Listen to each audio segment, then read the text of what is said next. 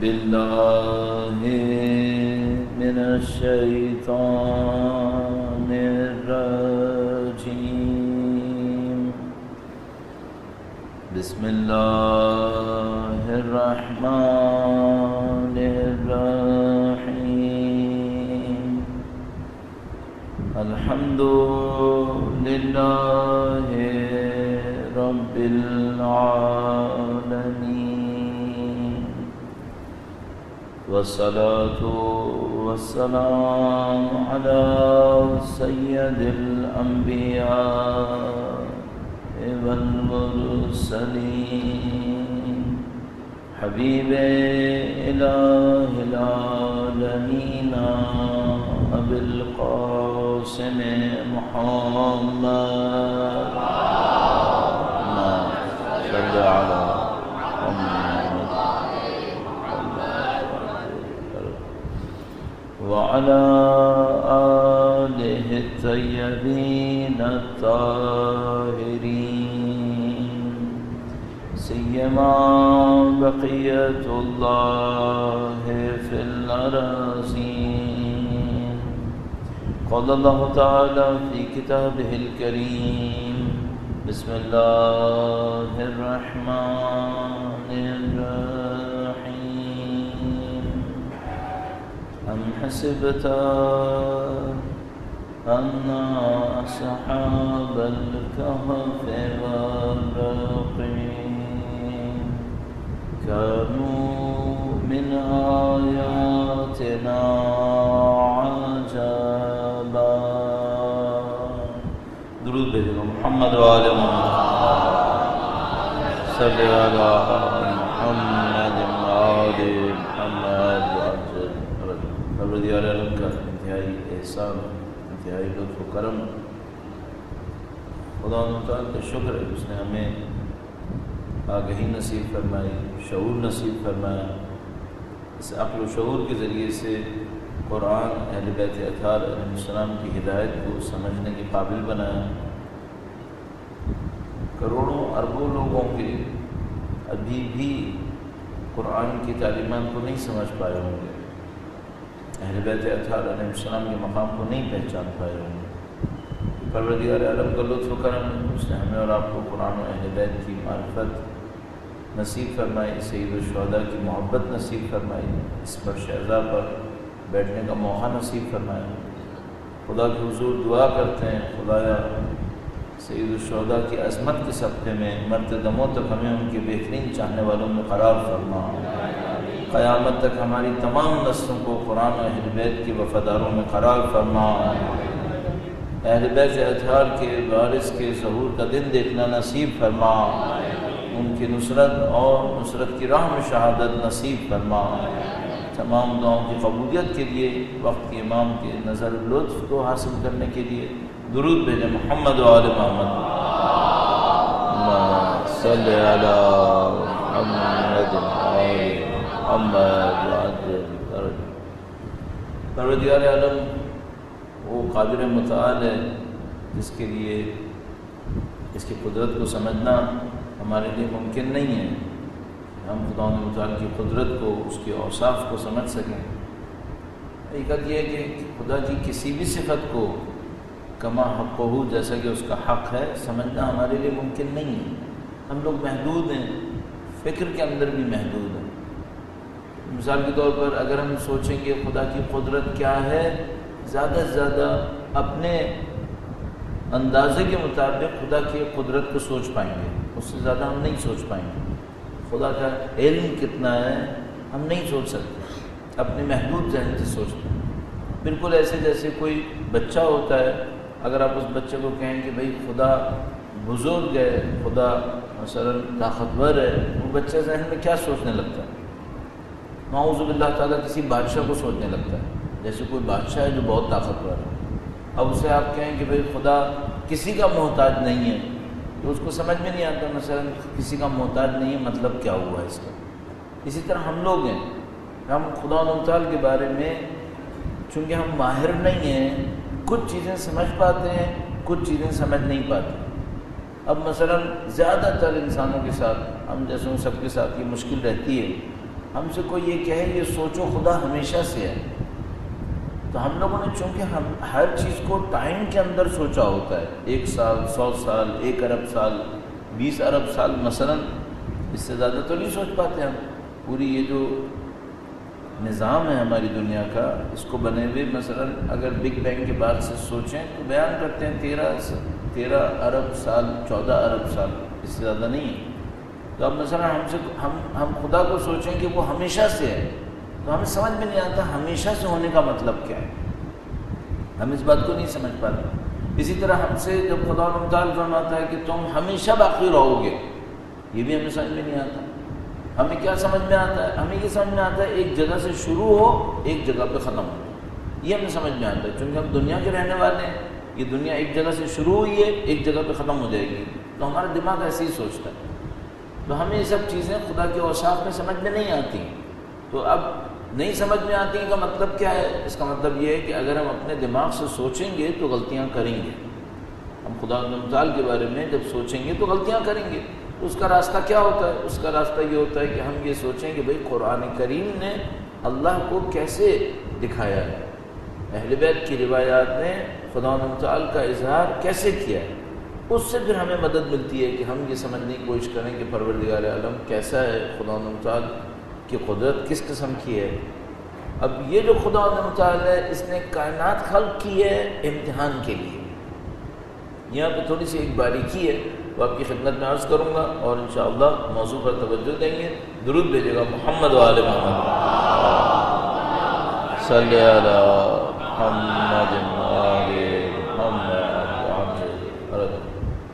اگر آپ کسی شخص سے کہیں کہ بھائی آپ ایک خوبصورت گھر بنائیں، تو وہ بلاخر انسان ہوگا، بہت خوبصورت بھی بنائے گا، کوئی چیز ایسی مل جائے گی جو خوبصورتی کے خلاف ہوگی، تو اس کی خوبصورتی میں بھی خوبصورت تو ہوگا، کوئی نہ کوئی نقص نکل آئے گا، کوئی نہ کوئی عیب نکل آئے گا۔ کوئی شاعر مثلا کوئی شعر کہے، بڑا اچھا شعر کہے گا، پھر بھی کوئی نہ کوئی چیز نکل آئے گی اس کے اندر۔ کون ہے جس کے کام میں کبھی نقص نہیں ہوتا؟ ظاہر وہ خدا متعال پروردگار، اس کے کام میں کبھی نقص نہیں ہوتا۔ اب سوچیں اگر ہم کسی سے کہیں کہ بھئی ایک مکان بناؤ خوبصورت، کتنا بھی خوبصورت بنائے اس میں کوئی پرابلم رہ جائے گی۔ اگر خدا ایک دنیا بنائے امتحان کے لیے، اس کا مطلب کیا ہے؟ خدا متعال فرماتا ہے یہ جو دنیا ہم نے تم نے بھیجی، جس دنیا میں ہم نے تمہیں بھیجا ہے، یہ دنیا کیوں بنی ہے؟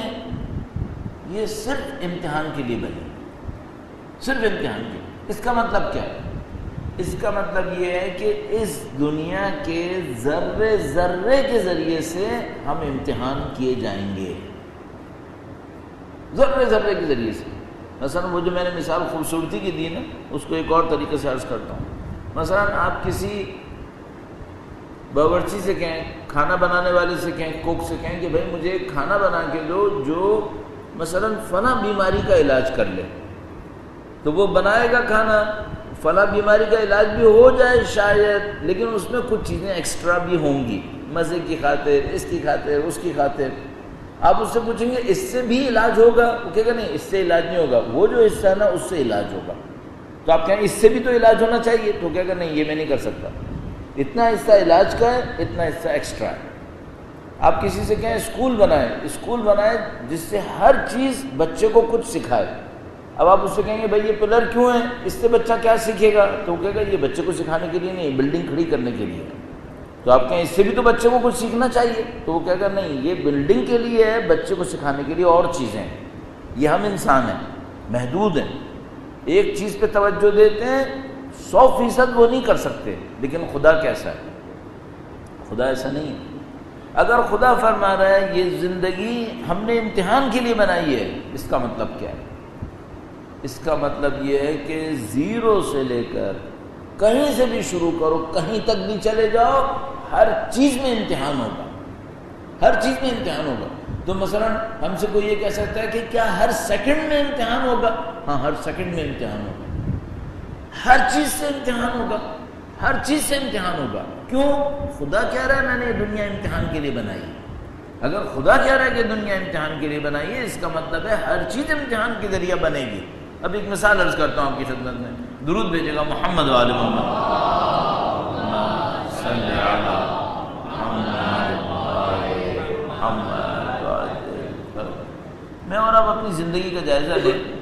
مثلا فرض کیجئے ہم رات کو سوئے، اس میں بھی کوئی امتحان ہے؟ ہاں اس میں بھی امتحان ہے۔ صبح کو اٹھے، کتنے بجے اٹھے، اس میں امتحان ہے؟ ہاں اس میں بھی امتحان ہے۔ جب اٹھے تو کیا کیا اور کیا سوچا، اس میں بھی امتحان ہے؟ ہاں اس میں بھی امتحان ہے۔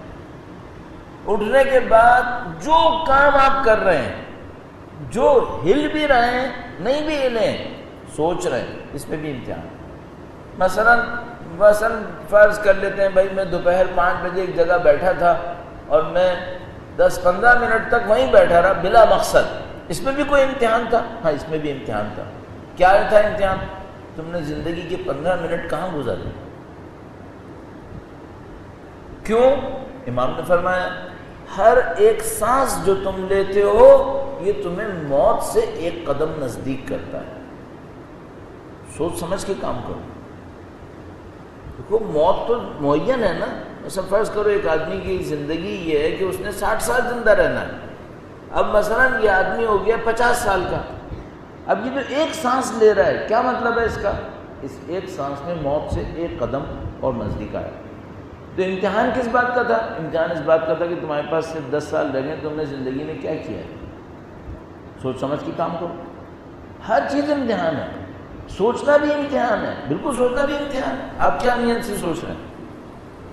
میرے سامنے ایک بندہ آئے، میں کس نیت سے اس آدمی کو دیکھوں؟ مثال عرض کرتے ہیں، بہت آسان سی مثال۔ فرض کرنے میری دکان ہے، ایک بندہ میری دکان میں آیا ہے، میری نیت کیا ہے؟ جو دنیا میں نیت ہے وہ یہ ہے کہ سب سے پہلے دیکھوں بھائی اس کی جیب میں کچھ ہے بھی یا نہیں۔ اگر نہیں ہے، دنیا کا کاروبار اس طرح سے، اگر نہیں ہے تو سلام کرنے کی بھی کوئی ضرورت نہیں ہے، دنیا ایسی ہے۔ اگر ہے تو پھر یہاں سے ایک اور کہانی شروع ہوتی ہے، اب وہ جو وہاں ہے وہ یہاں کیسے آئے گا؟ بس یہ دنیا کی کہانی ہے۔ اللہ کا کام کہاں سے شروع ہوتا ہے؟ آپ دکان میں بیٹھے، ایک آدمی آپ کے سامنے آیا ہے، سب سے پہلے کیا سوچنا ہے؟ سب سے پہلے یہ سوچنا ہے ایک اللہ کا بندہ میرے پاس آیا ہے، میں اس کے لیے کیا کر سکتا ہوں؟ میں کیا بہتری کر سکتا ہوں؟ جو میری لمٹ کے اندر رہتے ہوئے میں کر سکتا ہوں وہ میں کروں گا۔ یہاں سے شروع ہوگا، ہر چیز میں یہ سلسلہ رہے گا۔ اب یہاں پہ جب آپ ادھر تک آتے ہیں تو پھر ایک اور مسئلہ آتا ہے کہ بھائی اس دنیا کے اندر کچھ چیزیں ظاہر میں رہتی ہیں، کچھ چیزیں باطن میں رہتی ہیں۔ ہم سب کو معلوم ہے کہ قرآن کریم نے اس کے اوپر بہت اصرار کیا کہ بھائی کچھ چیزیں ظاہر ہیں، کچھ چیزیں باطن ہیں۔ آپ کے اندر کیسا ہے؟ آپ کے اندر صرف ظاہر اور باطن نہیں ہے، ایک ظاہر ہے، ایک باطن ہے، پھر اس باطن کا بھی باطن ہے۔ تہ در تہ انسان چلتا ہے۔ اچھا یہ جو خدا امتحان لے گا یہ ظاہر کرے گا، باطن کرے گا، یا باطن کی باطن کرے گا؟ کس کا لے گا؟ سب کا لے گا، سب کا امتحان لے گا۔ اب ایک روایت انتہائی نفیس روایت، خوبصورت چھوٹی سی روایت عرض کرتا ہوں آپ کی خدمت میں۔ درود بھیجے گا محمد و آل محمد، صلی علی محمد و آل محمد۔ آپ کے ذہن میں ہے کہ ہم نے ان مجالس کے لیے جو عنوان سوچا ہے وہ ہم نے عرض کیا تھا اسلامی تربیت کے مراحل اور اس کے بنیادی اصول۔ اور مراحل میں جس پر ہم بہت زیادہ اصرار کر رہے ہیں وہ ایک وجہ سے اصرار کر رہے ہیں۔ مراحل پہ جو ہمارا اصرار ہے وہ کیوں اصرار ہے؟ ایک وجہ سے اصرار ہے۔ وہ کیا ہے؟ وہ یہ ہے کہ بھائی ہم جس محلے میں بیٹھے ہوئے ہیں یہاں لوگ زیادہ تر بے دین نہیں ہیں۔ ہم یوں سوچ رہے ہیں، اب آپ اس کو حسن ظن بولو، یہ حقیقت بھی یہی ہے۔ ہم یوں سوچتے ہیں کہ بھئی یہاں پہ لوگ بے دین نہیں ہیں، بے دین نہیں ہیں، صحیح ہے۔ کیا کوئی خرابی ہے یہاں پر؟ ہاں خرابیاں پھر بھی ہیں۔ وہ خرابیاں کیا ہیں؟ بہت بڑی ایک مشکل ہے جو حل نہیں ہو پا رہی۔ وہ مشکل کیا ہے؟ لوگوں میں دین ہے لیکن خاندانوں میں سکون نہیں ہے، یہ ہماری مشکل ہے۔ لوگوں میں دین ہے لیکن آپس پہ اعتماد نہیں ہے، آپس پہ اعتماد نہیں ہے، دھوکہ بھی ہوتا ہے، ایک دوسرے کے ساتھ تلخیاں بھی بہت ہیں، خاندان جمع ہو جاتے ہیں، دل نزدیک نہیں آتے۔ ہماری مشکل یہ ہے۔ اس مشکل کا حل کیا ہے؟ شوہر دیندار ہے لیکن اس کی زوجہ اس سے شاکی ہے کہ یہ میرے حق میں ظلم کرتا ہے. مثلا زوجہ دیندار ہے، وہ کہتا ہے یہ میری ماں کا احترام نہیں کرتی. یہ کیوں ہوتا ہے ایسا؟ جبکہ ہم یہ سمجھ رہے ہیں ظاہری طور پر لوگ دیندار ہیں. تو ہمیں یہ بات سمجھ میں آئی کہ بھائی یہ دیندار تو ہیں لیکن ان کی تربیت میں اور ہماری تربیت میں کوئی کمی رہ گئی ہے. کیوں؟ اس کی وجہ یہ ہے کہ اگر دین نے اچھی تربیت کی ہوتی اور پھر یہ حشر تھا تو اس کا مطلب ہے نعوذ باللہ تعالیٰ اس دین میں کوئی کمی ہے پھر کیا؟ دوسری طرف سے ہمیں پتا ہے بھائی دین کے اندر کوئی کمی نہیں ہے. دین انسان کو بہترین زندگی دینے کے لیے آیا ہے، چاہے وہ دنیا میں چاہے وہ آخرت میں. تو پھر یہ کمی کیوں ہے؟ کمی اس وجہ سے ہے کہ بھائی ہم نے دین سے کچھ سیکھا ہے اور کچھ ہم نے چھوڑ دیا، وہ کچھ ہم نہیں سیکھ پائے. اب ہم طالب علم ہیں، آپ کسی ڈاکٹر کے پاس جائیں گے، بھائی بیماری کا علاج کرو. کون سی بیماری کا علاج کرے؟ جو آپ میں ہو یا نہ ہو. جو ہو وہ اس کا علاج کرے، جو نہیں ہو اس کا کیا علاج کرنا. اب میں دین کا طالب علم ہوں، کوئی آدمی کہتا ہے بھائی آپ ہمارے یہاں آ کر مجلس پڑھیں. اچھا مجلس پڑھیں، کس مشکل کا علاج کریں؟ جس مشکل میں لوگ مبتلا ہیں اس کا، یا جس میں مبتلا نہیں ہے؟ جس مشکل میں لوگ مبتلا ہیں اس کا علاج کرو. کیا علاج کرو؟ اپنی طرف سے بولو؟ نہیں، آپ اپنی طرف سے نہیں بولو، دین کی طرف سے بولو. بتاؤ دین نے کیا بتایا اس کام کے لیے. اب مشکل ہمارے سامنے بالکل واضح ہے. ایک آدمی کہتا ہے بھائی میرے خاندان میں تلخیاں ہیں، یہاں پہ زوج اور زوجہ کے تعلقات میں خرابی ہے، اولاد ماں باپ کے تعلقات میں خرابی ہے، بھائیوں دوستوں کے اندر اعتماد نہیں ہے، زندگی متفرق ہوئی چلی جا رہی ہے. مثلا کوئی یہ شکایت کر رہا ہے کہ بھائی میرا شوہر شادی شدہ ہے، سب کچھ ہے، پھر بھی انٹرنیٹ کے اوپر اس کے تعلقات. کوئی اور شکایت کر رہا ہے کہ بھائی یہ ہے تو دیندار لیکن انتہائی سخت مادہ پرست ہے، کسی کا ایک پیسہ اس کے اوپر رہ جائے دیکھو کیسا ظلم ڈھاتا ہے دوسروں کے اوپر. کوئی کہتا ہے بھائی یہ وعدوں کا پابند نہیں ہے. یہ ساری باتیں تو بھائی یہ سب لوگ دیندار ہیں تو یہ کیوں ہیں؟ اس مشکل کو حل کرنے کے لیے ہم اس موضوع پر آئے کہ بھائی دینداری تو ہے لیکن دینی تربیت میں کوئی کمی ہے. وہ کمی کیا کمی ہے؟ تو پھر اس کمی کو جب ہم نے کھریدنا شروع کیا تو ہمیں سمجھ میں آیا کہ بھائی ہم نے دینداری کا اوپر ایک خیال رکھا ہے لیکن ایک دینداری کی گہرائی ہے. انسان کی شخصیت کے اندر ایک چھپا ہوا انسان بھی ہے. اس چھپے ہوئے انسان تک ہماری دینداری کی تربیت نہیں پہنچ رہی. اب ہمیں جو محنت کرنی پڑ رہی ہے، 4-5 دن سے آپ کے سامنے مسلسل کوشش کر رہے ہیں، وہ یہ کہ آپ کی توجہ کو اس چھپے ہوئے انسان تک لے کر جائے کہ بھئی یہاں پہ ایک چھپا ہوا انسان ہے. اگر آپ نے اس کی تربیت نہیں کی ہے تو وہ چھپا ہوا انسان اپنا کام کر رہا ہے اور آپ کی اور میری حقیقت ظاہر نہیں ہے. آپ کی میری اصلی حقیقت وہ چھپا ہوا انسان ہے اور یہی ہمیں برزخ میں ملنے والا ہے. جیسے ہی ہم مریں گے، مرنے سے تھوڑی دیر پہلے وہ جو ہمارا اندر کا انسان ہے وہ سامنے آ جائے گا. اور وہ اگر ہم نے اس کو پہلے سے تیار نہیں کیا ہوا تو نعوذ باللہ تعالیٰ بہت سارے لوگوں کو اس وقت سمجھ میں آتا ہے کہ بھئی یہ جو ہم سمجھ رہے تھے کہ ہم بڑے اچھے دیندار ہیں، ایسا تھا نہیں. قرآن کریم ارشاد فرماتا ہے کہ کچھ لوگوں کو جب ہم حشر میں لے کر آئیں گے، محشور کریں گے، تو وہ خدا سے کہیں گے خدایا ہمیں واپس پلٹا، اب ہم وہ اچھے کام کریں گے جو پہلے نہیں کرتے تھے. کیا مطلب؟ ہم پہلے سمجھ رہے تھے اچھے کام کچھ اور ہیں، ہم وہ کام کرتے تھے، اب ہمیں پتا چلا کہ بھائی اچھے کام کچھ اور تھے، ہم نے ان پہ توجہ نہیں دی تھی، اب تو ہمیں پلٹا ہم کریں گے. خدا کہتا ہے اخسؤ، اب یہاں خاموش ہو جاؤ، اب تمہارا موقع گزر چکا. تمہیں وہی سوچ لینا چاہیے تھا کہ تمہارے اچھے کام کون سے تھے، برے کام کون سے تھے. اپنے آپ کو دھوکہ دیتے رہے کہ وہ اچھے کام تھے، نہیں تمہیں پتا تھا، تم جان بوجھ کے نہیں کر رہے تھے. تو ہم لوگوں کو کھریدنا پڑے گا اپنے آپ کو، سمجھنا پڑے گا اپنے آپ کو. کچھ چیزوں سے سمجھ میں آتا ہے. اب 2-3 روایات آپ کی خدمت میں عرض کروں گا. چند دن سے روایت عرض نہیں کی تو میں نے کہا 2-3 روایتیں عرض کروں تاکہ اس کی نورانیت انشاءاللہ ہمیں فائدہ پہنچائے گی. درود بھیجے گا محمد و آل محمد پر. صلی علی محمد. مولا سے روایت ہے، مولا امیر المومنین سے، ایک بار پھر درود بھیجے گا محمد و آل محمد. صلی علی محمد و آل محمد. مولانا نے فرمایا دیکھیے اس میں اسی چھپے ہوئے انسان کا مفہوم کتنا واضح آ رہا ہے. فرمایا ما ازمر احد شیئا الا ظہر فی فلتات لسانہ وصفحات وجہہ. کسی انسان نے اپنے اندر کچھ نہیں چھپایا، جو کچھ بھی چھپایا ہے دو جگہ نظر آئے گا. بس امام نے کہا کہ یہ تو کنفرم ہے کہ لوگ اپنے اندر کچھ چیزیں چھپا لیتے ہیں، لیکن یہ جو کچھ انہوں نے چھپایا ہے یہ دو جگہ پہ نظر آئے گا. اب اگر امام نے فرمایا نظر آئے گا، اس کا مطلب ہے کوئی نہیں چھپا سکے گا، یہ نظر آئے گا. کیا فرمایا؟ جو کچھ انسان اندر چھپا رہا ہے یہ دو جگہ پہ نظر آئے گا. کہاں پہ؟ فلتات لسانہ. ایسی بات کہے گا جس کا ارادہ نہیں کر رہا تھا، سمجھ میں آ جائے گا اس کے اندر کیا چھپا ہوا.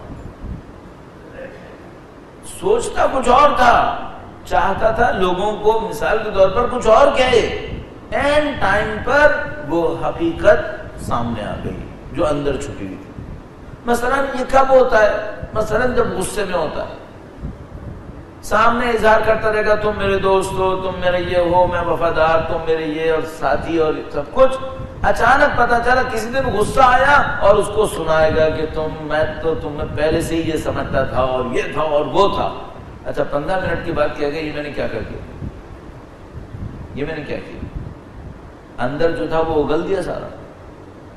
امام فرما رہے ہیں کہ انسان کی غیر ارادی زبان اس کے اندر کا ضمیر دکھائے گی، یہ دکھائے گی. دوسرا وہ صفحات وجہ ہی، اس کے چہرے کے رنگوں سے اس کے اندر کا ضمیر پتہ چل جائے گا. چہرے کے رنگوں سے. آپ کی خدمت میں شاید ہو، ذہن میں ہو، مجھے نہیں معلوم پچھلے سال یا اس سے پچھلے سال ایک تجربہ آپ کی خدمت میں عرض کیا تھا، کسی سائنسدان نے کیا تھا کہ اس نے چہرے کے جو مسلز ہیں ان مسلز کو نوٹ کیا کہ پورے چہرے میں کتنے مسلز ہیں. پھر اس کے سوچا یہ مسل یہاں پر ہو، یہ مسل یوں ہو، سارے چہرے کی کتنی شکلیں بن سکتی ہیں. تو پتہ نہیں اس نے 8000 کے قریب شکلیں بنائی کہ یہ شکلیں بن سکتی ہیں.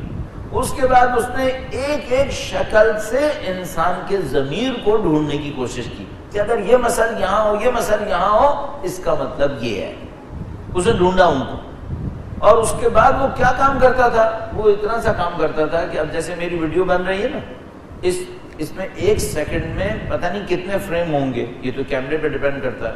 تو وہ 1 سیکنڈ کو 16 حصوں میں تقسیم کرتا تھا.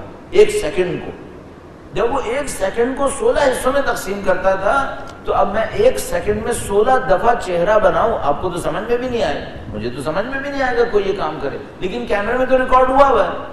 جب وہ 1 سیکنڈ کو 16 حصوں میں بریک کرتا تھا، مثلا کہہ رہا ہوں 16 حصے، اس کو وہ چھپا ہوا انسان ان میں نظر آ جاتا تھا. تو وہ کسی بھی ویڈیو کو دیکھ کر کسی انسان کی مثلا انٹرویو ایسا ہو، وہ بتا دیتا تھا یہاں جھوٹ بولا اس نے، یہاں اس کو غصہ آیا، یہاں اس نے ہمدردی دکھائی، یہاں اس کے ساتھ یہ ہوا، سب چہرے کے اوپر آ جاتا ہے. اب امام نے 1400 سال پہلے یہ جملہ ارشاد فرمایا. امام نے کیا فرمایا؟ فرمایا ما ازمر احد شیئا، کسی انسان نے اپنے اندر جو کچھ چھپایا ہے وہ دو جگہ پہ ظاہر ہوتا ہے. فی فلتات لسانہ ہی، زبان کی غیر ارادی حرکت میں، و صفحات وجہ ہی، اس کے چہرے کے رنگوں کے اندر. بس یہ روایت ہمیں واضح بتا رہی ہے کہ کچھ چیزیں انسان چھپائے بیٹھا ہوتا ہے. اچھا اب یہ جو چھپانا ہے اس کے درجے کتنے ہیں؟ اب ایک اور روایت کہتی ہے یہ چھپانے کے بھی درجے ہیں، چھپانے کے بھی درجے ہیں. اور ایک اور آیت کو ریفر کیا امام نے، وہ میں آپ کی خدمت میں عرض کرتا ہوں. درود بھیجے گا محمد و آل محمد صلی علی محمد و آل محمد وعجل. ایک عربی میں لفظ استعمال ہوتا ہے سر. سر کا مطلب ہوتا ہے راز، اردو میں بھی استعمال ہوتا ہے. ایک راز کے ساتھ ساتھ ایک اور لفظ استعمال ہم لوگ کرتے ہیں، اردو میں بھی کرتے ہیں، ہم اس کو اردو میں کہتے ہیں مخفی. مخفی، مخفی کا مطلب کیا ہے؟ چھپا ہوا. تو یہ جو راز ہے سر اور یہ جو خفی ہے چھپا ہوا، ان دونوں میں کیا فرق ہے؟ قرآن کریم میں دونوں تعبیریں آئی ہیں، سر بھی آیا ہے، خفی بھی آیا ہے. تو امام سے کسی نے پوچھا کہ مولا یہ سر میں اور خفی میں کیا فرق ہے؟ امام نے ارشاد فرمایا السر ما کتمتہ فی نفسک، سر وہ راز ہے جو تم نے چھپایا ہوا ہے اپنے اندر. مثلا میرا ایک راز ہے آپ کو نہیں معلوم. مثلا فرض کریں 25 سال پہلے میں نے ایک حرکت کی تھی, میں کسی کو نہیں چاہتا کہ اس کو پتا چلے کہ میں نے یہ کیا تھا. یہ میرا راز ہے جو میرے اندر ہے. مجھے معلوم ہے یا نہیں ہے؟ مجھے معلوم ہے کہ میرا ایک راز ہے جو میرے اندر ہے. یہ ہو گیا سر. خفی کیا ہے؟ وَأَخْفَى مَا خَطَرَ بِبَالِكَ ثُمَّ أَنْسَيْتَهُ. اخفا کیا ہے؟ اس سے بھی زیادہ چھپا وہ کیا ہے؟ امام نے فرمایا وہ چیز ہے جو تمہارے ذہن میں آئی تھی پھر تم نے اس کو بھلا دیا ہے. بھلا دیا ہے. اچھا یہ جو تم نے بھلا دیا ہے تو کیا وہ ختم ہو گئی ہے؟ نہیں, تم نے بھلایا ہے, وہ اندر ہے. مثلا سر وہ گناہ ہے, اگر میں گناہ پہ اس کو تطبیق کروں, سر وہ گناہ ہے جو مجھے یاد ہے کہ میں نے کیا تھا. اور اخفا کون سا ہے؟ وہ گناہ ہے جس کو میں بھلا چکا ہوں. کیا وہ گناہ ختم ہو گیا ہے؟ نہیں, گناہ باقی ہے, لیکن اب وہ ایک ایسے تہہ خانے میں پہنچ گیا ہے جس کی چابی بھی میرے پاس نہیں ہے. ایک میں نے وہ چیز چھپائی ہے جس کا مجھے پتا ہے کہاں چھپائی ہے, ایک ایسی جگہ چھپائی ہے جس کو میں بھی بھول گیا کہ میں نے کچھ چھپایا ہے. تو کیا وہ ختم ہو گیا؟ نہیں, ختم نہیں ہوا ہے, وہ اپنی جگہ پہ پڑا ہے. پھر وہ کہاں ظاہر ہوگا؟ اس روایت میں جو امام نے فرمایا یہ تمہاری غیر ارادی زبان میں ظاہر ہوگا اور یہ تمہارے چہرے کے رنگوں میں ظاہر ہوگا. میں ایک مثال عرض کرتا ہوں آپ کی خدمت میں. درود بھیجے گا محمد وآل محمد. صلی علی محمد وآل محمد. صاحب ایسا اب دیکھا گیا ہے, میں بہت زیادہ حج اور زیارات پہ جاتا نہیں ہوں, تھوڑی چند دفعہ گیا ہوں. آپ نے بھی دیکھا ہوگا, جو زیادہ جاتے ہیں انہوں نے تو یقیناً دیکھا ہوگا. میں چند دفعہ گیا ہوں, میں نے دیکھا ہے. کیا دیکھا ہے؟ میں دیکھا ہے حج اور زیارات میں بعض موقعوں پر حاجی و زائر, جس کے بڑے بڑے فضائل ہیں, بڑے ثواب ہیں, بہت اچھی بات ہے, وہ سب چیزیں, بعض اوقات بعض موقعوں پر حاجی یا زائر کسی ایسی بات پہ لڑ رہے ہوتے ہیں جس پر عام زندگی میں نہیں لڑتے. عام زندگی میں نہیں لڑتے, وہاں پہ لڑ رہے ہوتے ہیں. مثلا ایک قافلے کے کارواں کے رہنما سے میں نے پوچھا ایسے ہی کہ وہاں پہ کیا ہوا, تو کیا کہا مولانا صاحب ایسی باتوں پہ جھگڑا کیا ہے, آپ کو میں بتاؤں گا آپ کو ہنسی آئے گی. میں نے کہا بتائے دو. کیا لگا جھگڑ رہے دو سینئر اس بات پہ کہ اس کو کیلا بڑا ملا ہے, مجھے چھوٹا کیوں ملا. کہنے لگا مولانا ان سے ذرا جا کر پوچھنا کہ ان کو زندگی میں کیلا کب سے اتنا عزیز ہوا. انہوں نے زندگی میں جتنے کیلوں کو اب تک کھایا تھا گن گن کے کھایا تھا کہ سائز کتنا ہے. اپنے گھر میں کیا ایک ایک کیلا گنتے تھے کہ کتنا کس کے پاس کون سا بڑا کیلا گیا. اب کیا مرض لگا ان کو؟ تو میرے ذہن میں یہی بات آئی, ان کو مرض یہاں پہ آ کر یہ لگا ہے کہ جو اندر چھپا ہوا تھا وہ اوپر آ گیا ہے. ان کے ساتھ مرض یہ لگا ہے. کیوں؟ یہ جو ماحول ہے اس نے ان کو اپنے آپ کو پہچاننے کا موقع دینا ہے. اس کو کہتے ہیں عرفات. عرفہ کہتے ہیں شناخت کی جگہ, پہچاننے کی جگہ. تو یہ جو زیارت پہ گئے, حج پہ گئے, اس نے کیا موقع دیا ان کو؟ ایک سین بنایا خدا نے تاکہ اس کو پتا چلے یہ کتنا پانی میں ہے, اور اس حساب سے اس کو اپنی تیاری کا موقع مل جائے. خدا نے مطالعہ سے کرتا ہے. اچھا اگر کوئی یہ کہے کہ مجھے ایسا کوئی موقع نہیں ملا, تو پھر میں اس سے کہوں گا کہ تم دوبارہ یہ چیک کر لو کہ خدا سے تمہارے تعلقات اتنے خراب کیوں ہیں. پھر یہ تو نہیں ہوگا کہ اندر کچھ نہ ہوگا تو صحیح, خدا موقع نہیں دے رہا. اس کا مطلب کیا ہے؟ جو تمہارا اخفا تھا اب خدا بھی کہہ رہا ہے تو اس کو چھپا کے رکھ, اب ملیں گے محشر میں, اب آئیں گے برزخ میں. تو کہانی اتنی لمبی کیوں لے جا رہے ہو؟ یہیں پہ قرید لو. چونکہ جب وہاں پہ ہم اٹھیں گے, نعوذ باللہ تعالیٰ یہ چیزیں ہمارے اندر ہوئیں, پھر شاید انسان کی شکل بھی نہیں رہے گی, پھر سالوں لگ جائیں گے اس شکل کو ختم کرنے میں. یہ جو علماء اخلاق کی نے کتابیں لکھی ہیں, ہم اور آپ اس کو بہت زیادہ ریفر کرتے ہیں. مثلا کتاب عروج السعادہ، عروج السعادہ کے اگر پہلے 100 صفحے آپ صرف پڑھ لیں تو اس کے اندر وہ ساری تفصیل انہوں نے لکھی ہے کہ انسان کی شکلیں کیسے بدلتی ہیں، کیوں بدلتی ہیں انسان کی شکلیں۔ تو یہ جو اندر چھپا ہوا ہے اس کا جاننا انتہائی ضروری ہے تاکہ ہمیں اپنی اصلاح کا موقع ملے۔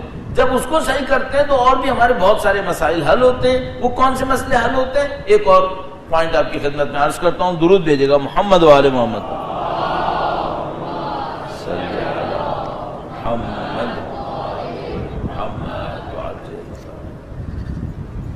یہاں تک کیا بات ہوئی؟ یہاں تک یہ بات ہوئی کہ بھئی یہ جو انسان ہے نا یہ تہ در تہ ہے، یہ ایک گھر ہے جس کی ایک بیسمنٹ ہے، زیر زمین بیسمنٹ، اس بیسمنٹ کے نیچے ایک اور بیسمنٹ ہے۔ ہمارے ایک جاننے والے تھے، انہوں نے قم میں ایک گھر کرائے میں لیا، بہت پرانا ایک محلہ ہے قم کے اندر، اس کو یخچال قاضی کہتے ہیں۔ یخچال ویسے تو فریج کو کہتے ہیں، شاید وہاں پہ کسی زمانے میں دکان تھی جہاں پہ کوئی فریج رکھا ہوتا تھا، پہلے زمانے میں فریج گھروں میں نہیں ہوتے تھے، تو لوگوں کے محلوں میں کوئی ایک دکان ہوتی تھی جس میں فریج ہوتا تھا، تو سب لوگ اپنی گھر کی چیزیں اس کے پاس رکھواتے تھے، تو اس محلے کو کہتے تھے یخچال قاضی۔ امام خمینی جب ان کو ترکی ایگزائل کیا تھا، بھیج دیا تھا، جلا وطن کیا تھا، اس سے پہلے اسی محلے میں ان کا گھر تھا، اب وہ میوزیم بنا ہوا ہے، وہ گھر میوزیم بنا ہوا ہے، تو وہ اسی محلے میں وہ ہمارے کسی جاننے والے نے ایک گھر کرائے پہ لیا۔ وہ گھر جو انہوں نے کرائے پہ لیا وہ بڑا عجیب سا ایک گھر تھا، پتھروں کا بنا ہوا، بہت پرانا۔ تو جب انہوں نے گھر لیا تو اس کا ایک گراؤنڈ فلور تھا اور ایک اس کا اوپر چھوٹا سا اسٹرکچر بنا ہوا تھا۔ تو مالک مکان نے بتایا کہ بھائی ایسا ہے کہ یہ صرف گراؤنڈ فلور اور میں آپ کو اوپر کا دے رہا ہوں، لیکن یہ مجھے پتا ہے کہ اس گراؤنڈ فلور سے ایک سیڑھی نیچے جا رہی ہے، اس میں اتنی مٹی ہے، اتنی مٹی ہے کہ میں نے اس مٹی کو کھودنے کی کوئی کوشش نہیں کی، لیکن مجھے لگتا ہے کہ اس کے نیچے ایک بیسمنٹ ہے، مجھے لگتا ہے اس کے نیچے ایک بیسمنٹ ہے۔ آپ کا کبھی دل چاہے تو آپ اس کی سیڑھیاں جو اتر رہی ہیں اس مٹی کو نکالنا، کھودنا، شاید کوئی ایک آدھ کمرہ نکل آئے، کچھ دیکھ لینا آپ۔ انہوں نے کہا ٹھیک ہے۔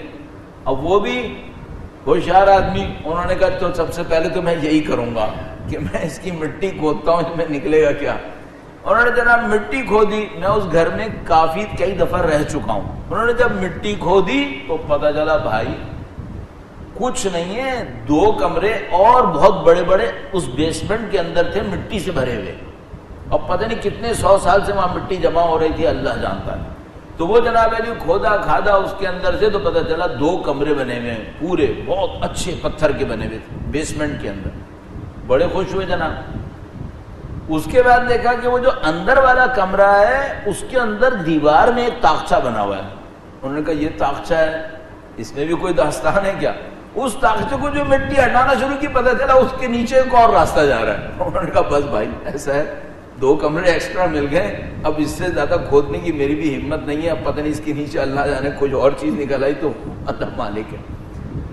ہم انسان ایسے ہیں، ہم انسان ایسے ہیں، اوپر ایک محل ہے اندر نہیں پتا کیا ہے، کوئی بڑی مٹی نکالے تو پتہ چلتا ہے کہ بھائی یہ جو اوپر سے نظر آ رہا تھا نا اس کے اندر کچھ اور بھی ہے، اس کے اندر داستان کچھ اور بھی ہے۔ اب اللہ کرے کہ ہماری داستان اوپر کی جتنی اچھی ہو اس سے زیادہ نیچے اچھی ہو، اللہ کرے الٹا نہ ہو جائے کہیں کہ اوپر کی تو بڑی اچھی داستان ہے اور اندر والی داستان نعوذ باللہ تعالی خراب داستان ہو۔ اچھا اس کو کتنے طریقوں سے میں آپ کی خدمت میں عرض کر چکا ہوں، اس کو پہچاننے کی طریقے بھی عرض کر چکا ہوں، اب تھوڑا سا اس کے علاج کے اوپر سوچیں کہ بھئی اب میں اس کا علاج کرنا چاہتا ہوں تو میں کیا کروں۔ چند جملے عرض کر چکا ہوں پیچھے، لیکن اس کو تھوڑا سا بیان کرنے کی کوشش کرتے ہیں۔ اس کو آپ کے سامنے بیان کریں گے تو اپنے لیے تھوڑا سا ایک مدد مل جائے گی کہ اپنے اوپر محنت کرنے کا موقع مل جائے گا۔ آپ بھی انشاءاللہ اس پہ محنت فرما رہے ہیں اور زیادہ محنت کیجیے گا، درود بھیجیے گا محمد و آل محمد پر، صلی علی محمد آل محمد وعجل۔ پہلا مرحلہ تھا کہ بھئی اس کو پہچانے کیسے، بتا دیا کہ چہرے کے رنگوں میں کلمات کے اندر یہ آتا ہے کہیں۔ ایک اور بات عرض کروں گا، بھئی ایک آدمی فرض کرنے کوئی میرا جیسا آدمی وہ کہے کہ بھئی میرے اندر یہ میں نے پہچان لیا ہے کہ تکبر ہے، خود پسندی ہے میرے اندر، فرض کر لیتے ہیں، کیا نشانی ہے اس بات کی؟ نشانی اس بات کی ہے کہ مثلا 4 لوگ بیٹھے ہوں اور مجھے امپورٹنس نہ دیں تو مجھے برا لگتا ہے۔ اچھا اس نے میری کوئی انسلٹ کی ہے کیا؟ نہیں، انسلٹ نہیں کی ہے، تو برا کیوں لگ رہا ہے؟ برا اس بات پہ لگ رہا ہے کہ مجھے اہمیت کیوں نہیں دے رہے۔ اچھا بھائی تم کون ہو جس کو اہمیت دینی ہے؟ لیکن بس مجھے اہمیت چاہیے، اگر اہمیت نہیں مل رہی مجھے برا لگ رہا ہے۔ اچھا کیا پتہ چلا اس سے؟ اس سے پتہ چلا کہ میرے اندر یہ خود پسندی ہے۔ اچھا اس خود پسندی کی کوئی اور جڑ بھی ہے کیا؟ پہلے تو کوئی اس اوپر کے گراؤنڈ فلور سے نیچے اترے کہ میرے اندر خود پسندی ہے، پہلے تو اس بیسمنٹ میں آئے کہ خود پسندی ہے، اب سوچے کہ اس خود پسندی میں بھی کوئی نیچے ہے، کوئی ٹنل، کوئی کھدائی کروں؟ ہاں کرو، کیوں؟ اس میں ایک جگہ ہے، وہ کیا ہے؟ اس میں ایک جگہ یہ ہے کہ مجھے خدا کا بندہ بننا پسند نہیں آ رہا ہے۔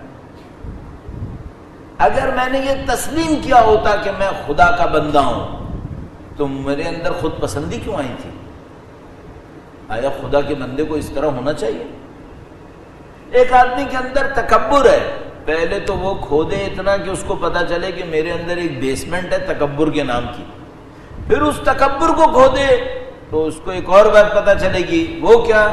خدا پہ میرا عقیدہ کمزور ہے۔ اگر خدا پہ عقیدہ کمزور نہ ہوتا تو تکبر ہوتا کیا؟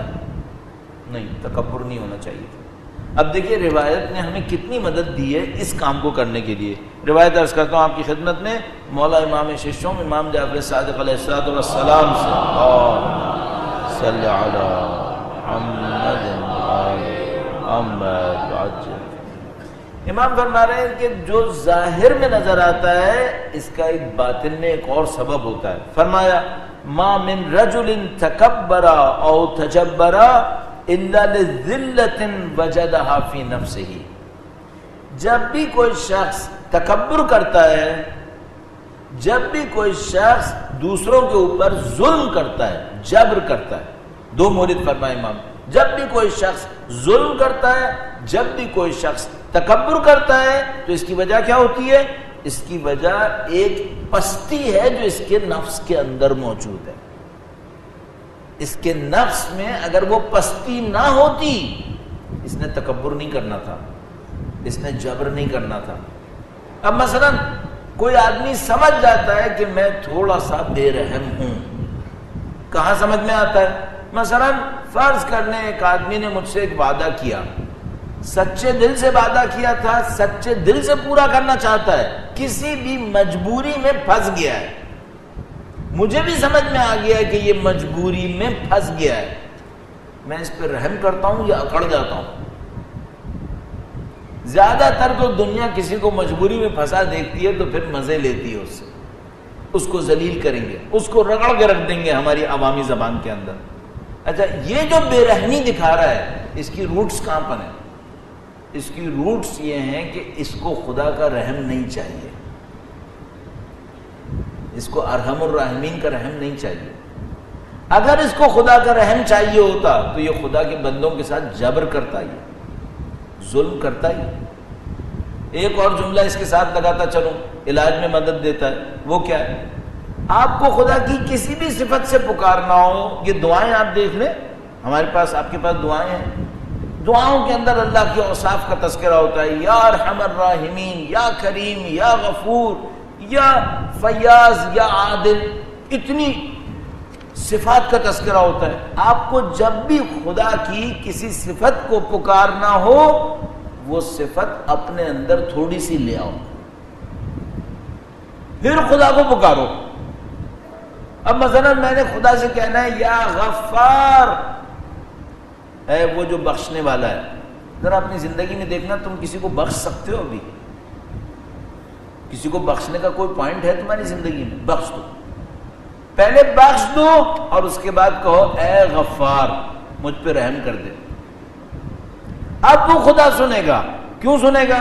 چونکہ اب ایک چھوٹے سے غفار نے ایک بڑے غفار کو بلایا ہے، اب سنے گا۔ آپ نے خدا سے کہنا ہے یا ارحم الراحمین، تو آپ اپنی زندگی میں دیکھو آپ کسی پہ رحم کر سکتے ہو؟ رحم کرو، جانوروں پہ ہی صحیح ہے۔ وہ ایک لطیفہ نما واقعے میں کہتے ہیں، لطیفہ نما کہاوت میں کہتے ہیں کہ ایک بندہ تھا، اس کے پاس پیسے کی کمی تھی، رزق کمی تھی۔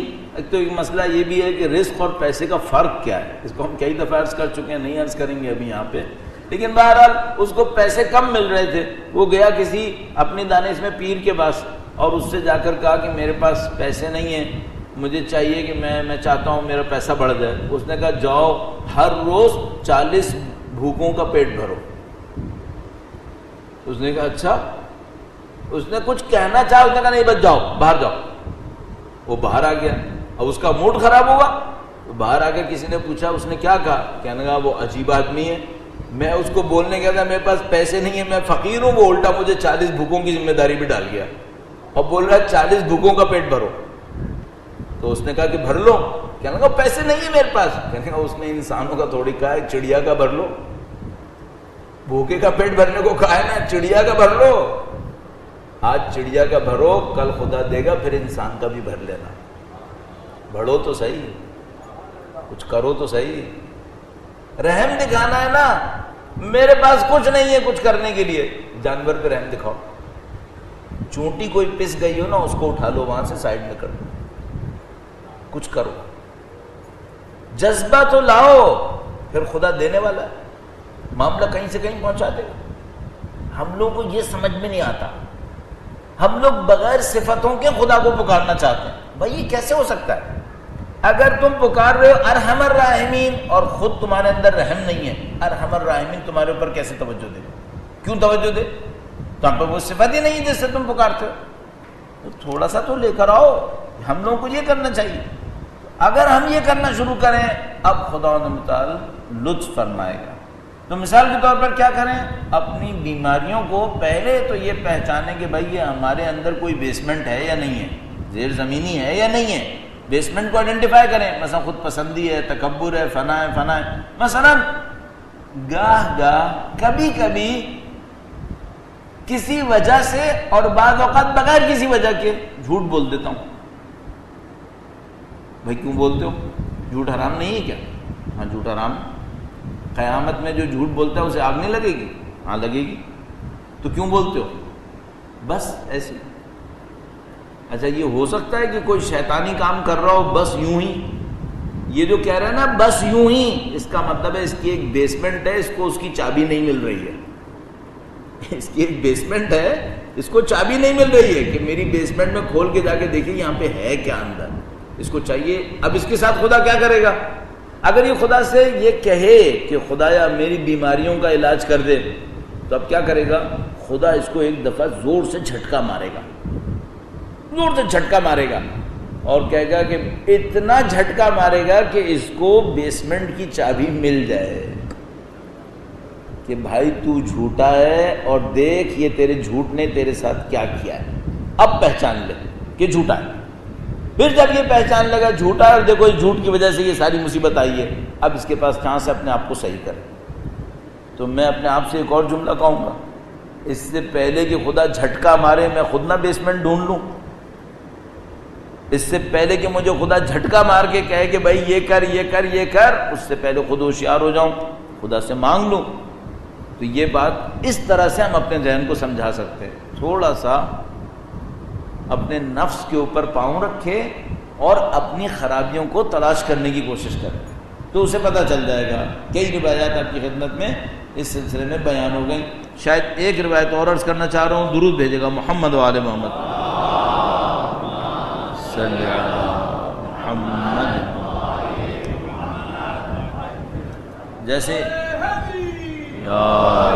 جیسے امام نے فرمایا کہ انسان کا جو تکبر ہوتا ہے اور جبر کرتا ہے، اس کی ایک وجہ ہوتی ہے، وہ ذلت ہے جو اس کے نفس کے اندر ہے۔ ایک اور روایت میں امام نے نفاق کے لیے بھی یہی کہا کہ نفاق المرء من ذل یجدہ فی نفسہ، انسان اگر دکھائے کچھ اور ہو کچھ، اس کا مطلب کیا ہے؟ اس کے اندر ایک پستی ہے جو چھپی ہوئی ہے، ایک پستی ہے جو چھپی ہوئی ہے۔ اچھا اب انصاف سے دیکھیے گا، ہمارے معاشرے میں یہی برائیاں نہیں ہیں کیا؟ یہی تو برائیاں ہیں ہمارے معاشرے کے اندر۔ ایک آدمی متکبر ہے، ایک آدمی کے اندر خود پسندی ہے، ایک آدمی جھوٹ بولتا ہے، ایک آدمی دکھاتا کچھ ہے ہوتا کچھ ہے۔ ان سب کا مطلب کیا ہے؟ اپنے لیے بھی عرض کر رہا ہوں ساتھ ملا کے، ہم سب کے تہخانوں میں کچھ چھپا ہوا ہے، اور وہ جو ستار العیوب ہے اس نے ہمارے یہ تہخانے چھپائے ہوئے ہیں۔ اس سے پہلے کہ وہ ستار العیوب اس دنیا سے اٹھائے اور ستاریت ختم ہو جائے اور کشف کی دنیا شروع ہو جائے، ہم اس کو کشف کر لیں، اس کو پکڑ لیں ابھی سے، اور اس کو صحیح کرنے کی کوشش کریں۔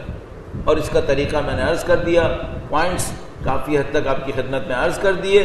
کل پروردگار عالم توفیق دے تو اس کو تھوڑا سا آگے بڑھا کر ایک اور مرحلے تک پہنچانے کی کوشش کریں گے، اور وہ کوشش یہ ہوگی کہ ایک مرحلہ ہوتا ہے برائی کو ختم کرنا، اس کا ایک طریقہ ہوتا ہے اس کی اپوزٹ کو ایجاد کرو۔ مثلا میں جھوٹ ختم کرنا چاہتا ہوں تو میں دیکھوں جھوٹ کے اسباب کیا ہیں، کیوں جھوٹ بولتا ہوں، ان پر محنت کروں اور اس کو اوپر محنت کروں گا، جھوٹ خود بخود ختم ہونا شروع ہو جائے گا۔ تو مثال کے طور پر نعوذ باللہ تعالیٰ میرے اندر تکبر ہے، اس کا مطلب کیا ہے؟ تواضع نہیں ہے، انکساری نہیں ہے، تو میں دیکھوں انکساری کیوں نہیں ہے میرے اندر، اس پہ محنت کروں، اس پہ محنت کروں اور دیکھوں میں کہاں انکساری دکھا سکتا ہوں، آہستہ آہستہ وہ تکبر ختم ہوگا۔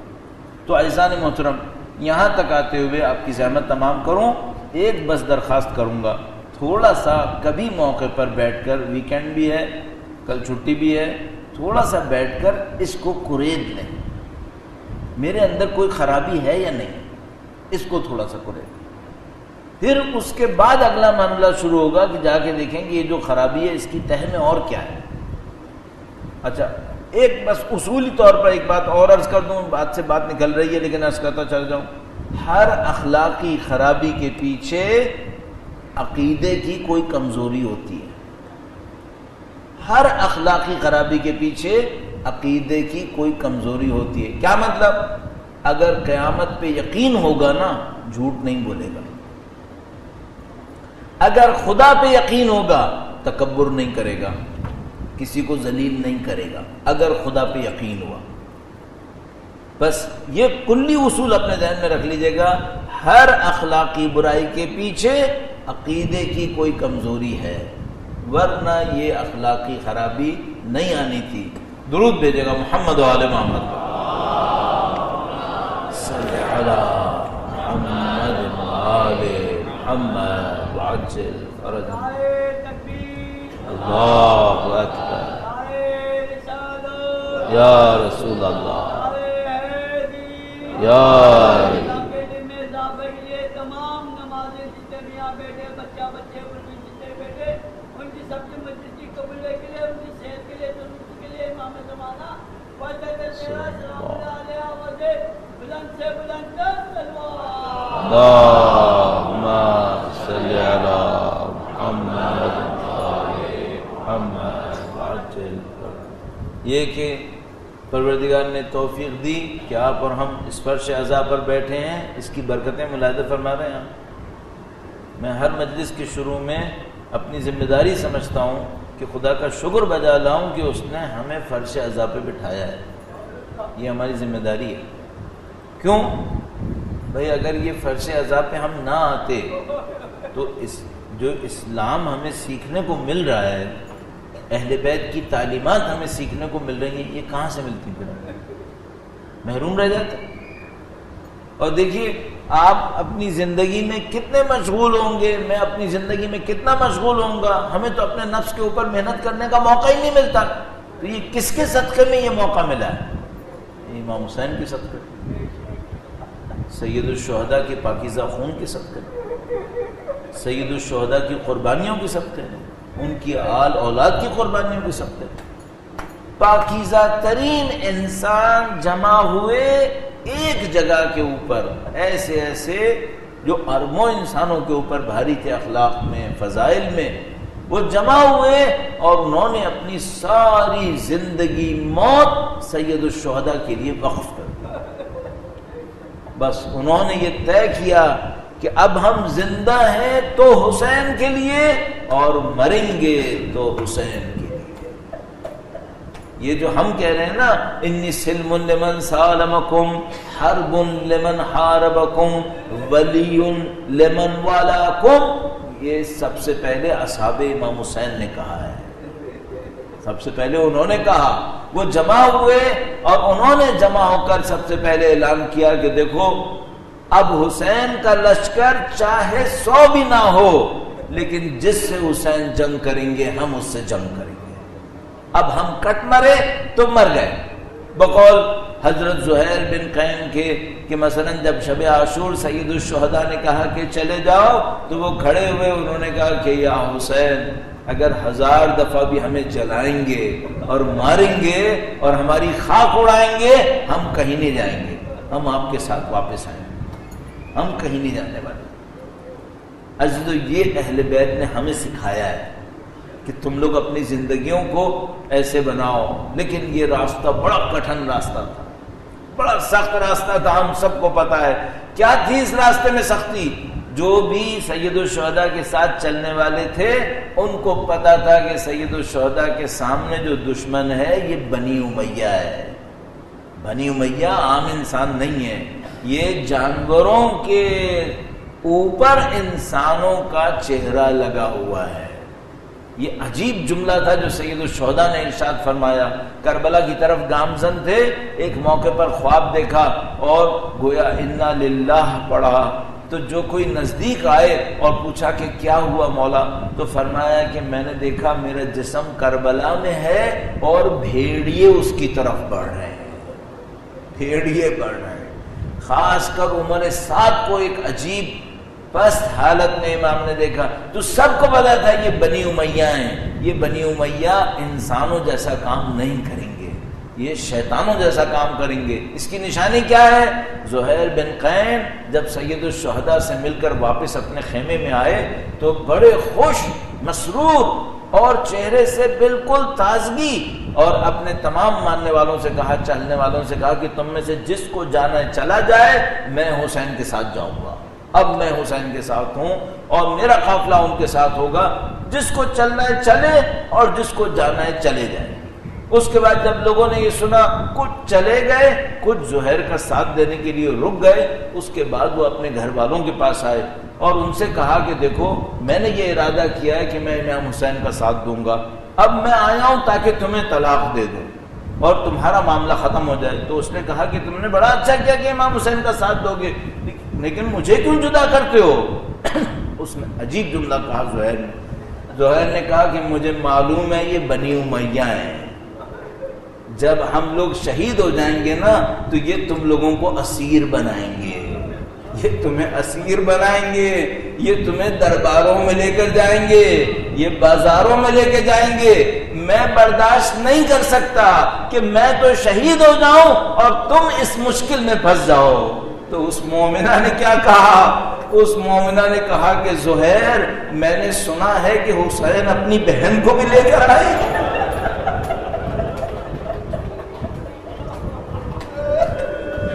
کیا حسین اپنی بہن کو بھی لے کر آئے ہیں؟ زہیر نے کہا کہ ہاں، وہ معظمہ بھی تشریف فرما ہے۔ تو کہا تم مجھے طلاق مت دو، مجھے بی بی زینب کے پاس بھیج دو، اب جو وہ معظمہ جھیلیں گی میں بھی اس کو جھیل لوں گی۔ تو میں دونوں ہاتھ باندھ کر ان معظمہ سے کہوں گا کہ بی بی آپ نے جس مرحلے میں بی بی زینب کا ساتھ دینے کا وعدہ کیا ہے، یہ مرحلہ وہ تھا جو بہت سارے شہداء بھی نہیں ساتھ دے سکتے تھے۔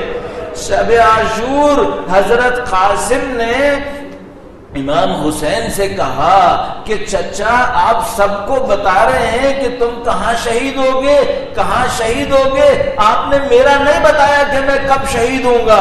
امام حسین نے ایک موقع پر جملہ پوچھا کہ شہادت تمہارے لیے کیسی ہے؟